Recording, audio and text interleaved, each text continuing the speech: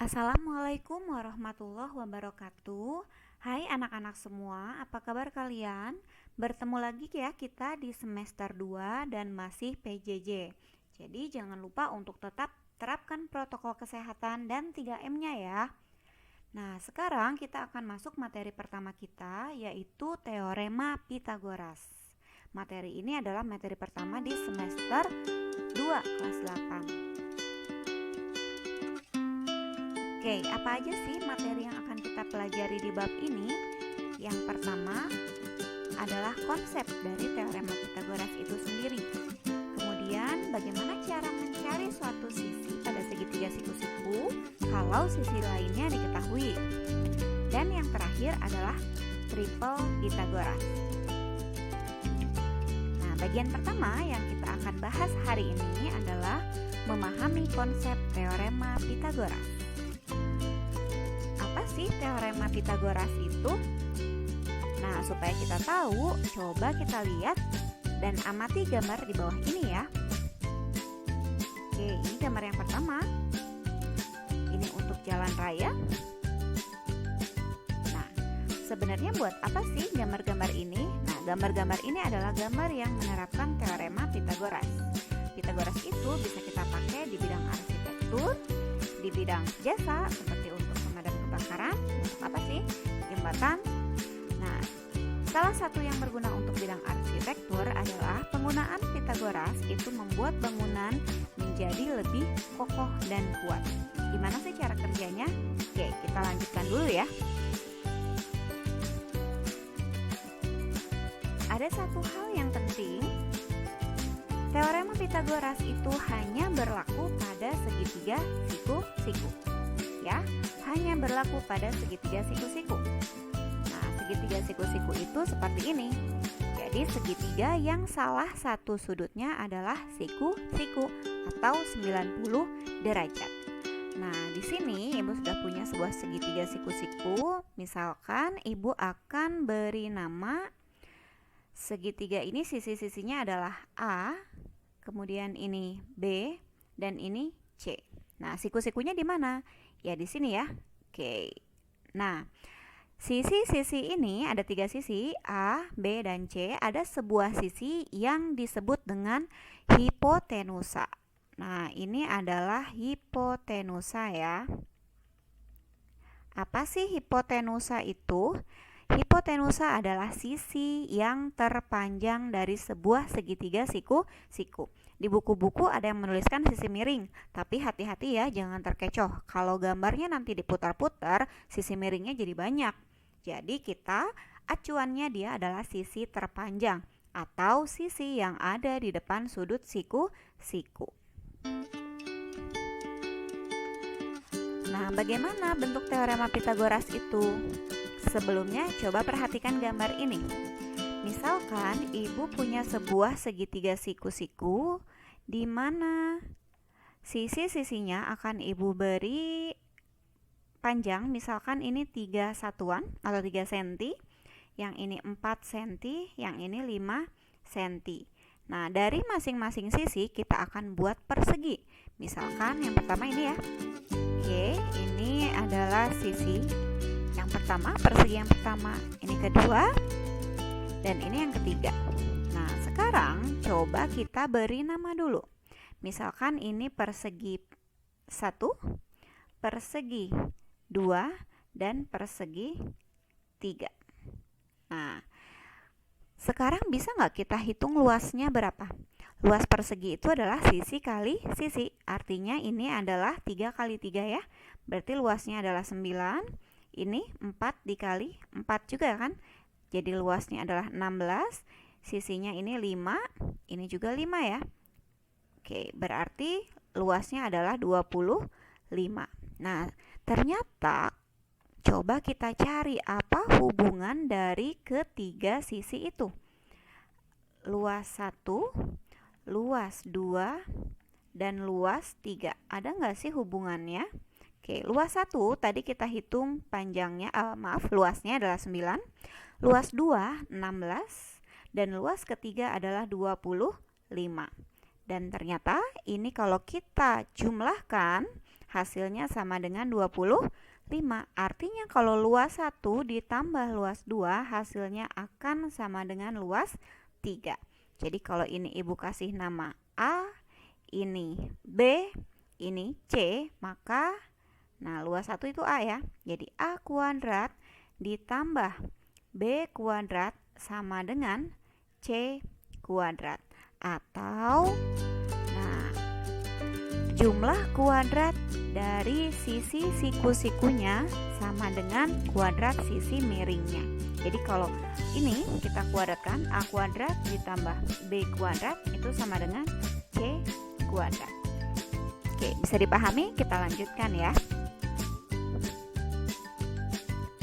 Tentukan hipotenusanya, kemudian susun teorema Pitagoras yang sesuai.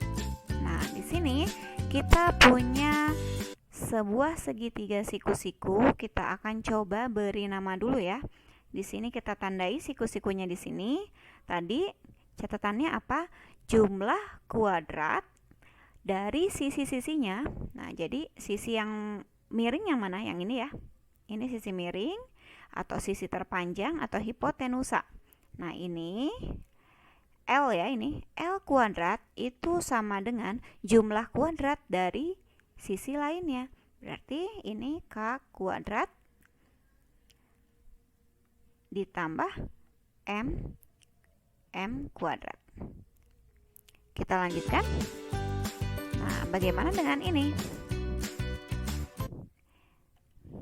Nah, untuk yang ini, segitiga yang ini, kita tandai siku-sikunya dulu. Nah, siku-sikunya ada di sini ya. Oke, berarti di sini sisi terpanjangnya adalah P. Maka teorema Pitagorasnya adalah P kuadrat sama dengan jumlah dari sisi yang lain. Q kuadrat ditambah R kuadrat. Bisa dipahami? Kita lanjutkan ya. Nah, ini silahkan kalian coba sendiri. Oke, yang kedua kita masuk ke bagaimana menentukan suatu sisi jika sisi lainnya diketahui untuk segitiga siku-siku ya. Oke.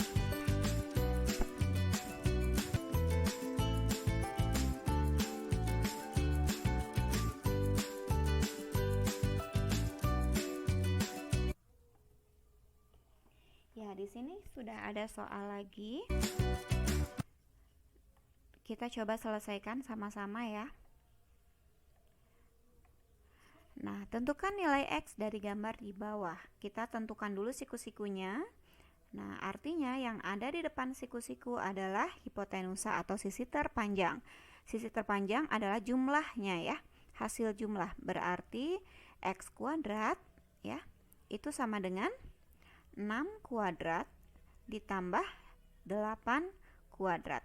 Nah, di sini kalau kita hitung X kuadrat itu adalah ini 36 ya, ditambah 8 kuadrat adalah 64. Artinya X kuadrat kita peroleh kalau dijumlahkan hasilnya jadi 100. Nah, dari X kuadrat supaya menjadi X kita tinggal akarkan. Akar dari 100. Berarti berapa sih akar dari 100 itu? Ya, 10. Jadi kita peroleh X-nya sama dengan 10. Soal yang kedua. Oke, diketahui segitiga siku-siku ABC. Nah, di sini kita akan beri nama ABC dengan siku-siku di B. Nah, kita punya siku-siku di B. Segitiganya ABC, berarti kita boleh simpan di sini A, berarti di sini C, atau terbalik pun tidak apa-apa ya, di sini C, di sini A, boleh. Panjang sisi AB adalah 6, berarti A ke B itu panjangnya 6, BC panjangnya 8, dari B ke C panjangnya 8. Tentukan panjang sisi AC, ini berapa? Kita misalkan dengan X. Nah, berarti X perhitungannya sama seperti tadi ya. Bisa dilanjutkan.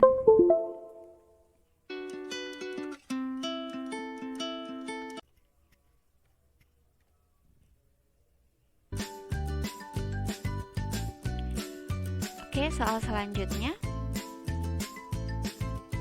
Ya, di sini ada trapesium. Tentukan tingginya. yang mana sih tinggi trapesium itu? Coba kita tarik, ini adalah tingginya ya. Kita sebut misalkan ini dengan T. Kita akan mencari tinggi trapesium ini. Nah, ini penyelesaiannya dengan Pitagoras. Tapi ingat, Pitagoras itu hanya berlaku pada segitiga siku-siku. Jadi, coba kita ambil, cari segitiga siku-siku yang mana ya? Nah, kalian lihat segitiga yang ini ya. Oke, siku-sikunya berarti ada di sini. Nah, kita punya 13, kita akan cari tinggi. Nah, tapi masalahnya, kita tahu nggak ini panjangnya berapa? Nah, oke, berarti kita bisa cari. Kalau dari sini ke sini 14, nah kita buat garis yang putus-putus juga ya. Oke, berarti dari sini ke sini juga panjangnya 14. Kalau total dari sini ke sininya 24, maka sisanya ini jumlahnya adalah 10. Kalau kita bagi 2, otomatis ini 5 dengan 5. Jadi 5 ditambah 5 ditambah 14 itu hasilnya 24. Nah, jadi kita peroleh segitiga yang sisi-sisinya adalah 13, 5, dan T. Oke, sekarang berarti kita bisa cari T-nya berapa ya? Nah, kita gunakan Pitagoras. Pitagoras itu sisi terpanjang. Mulai dari sisi terpanjang dulu. Oke, ini sisi terpanjangnya karena ada di depan siku-siku. Berarti 13 kuadrat sama dengan jumlah dari sisi yang lain dikuadratkan. Berarti T kuadrat ditambah 5 kuadrat. Kalau kita hitung 13 kuadrat adalah 169, betul ya? Ini sama dengan T kuadrat ditambah 25. Jadi kalau kita mau ambil T kuadratnya saja, otomatis 25-nya ini kita akan pindah ruaskan. Ya, berarti 169 dikurangi 25. Berapa sih hasilnya? Ya, 144 ya. Ini adalah T kuadrat. Sama seperti tadi, dari T kuadrat kita mau ambil T saja, berarti kita akarkan. Nah, akar dari 144 itu berapa sih? Ya, betul. Akar 144 adalah 12. Jadi kita peroleh tingginya adalah 12.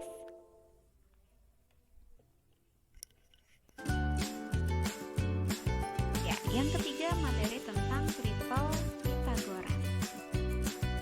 Nah, apa sih triple Pitagoras itu?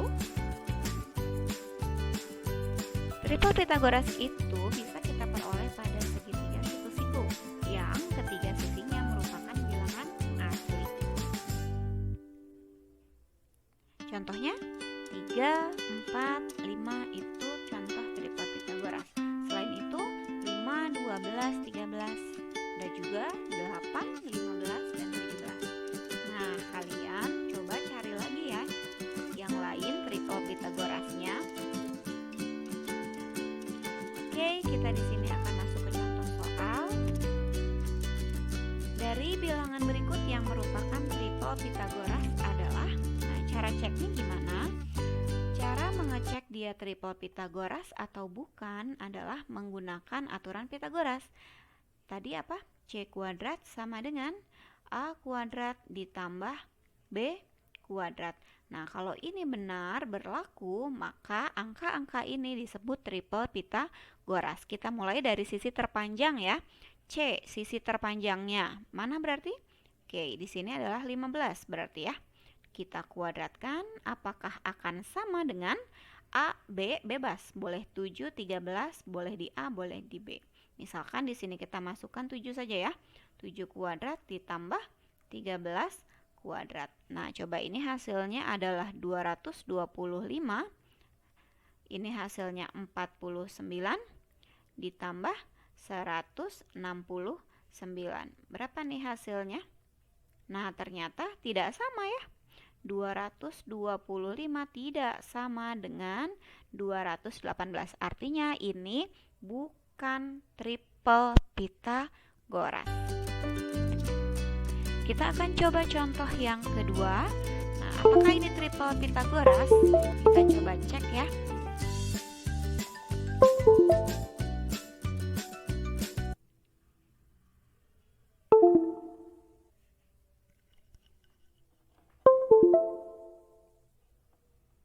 Kita masukkan ke aturan yang sama tadi, C kuadrat sama dengan A kuadrat ditambah B kuadrat. Ini 17 kuadrat karena dia terpanjang sama dengan, apakah sama dengan 8 kuadrat ditambah 15 kuadrat? Kita coba cek ya. Ini adalah 64 ditambah 225 ya.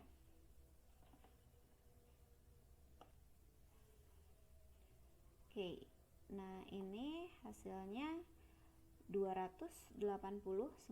Apakah sama hasil penjumlahannya?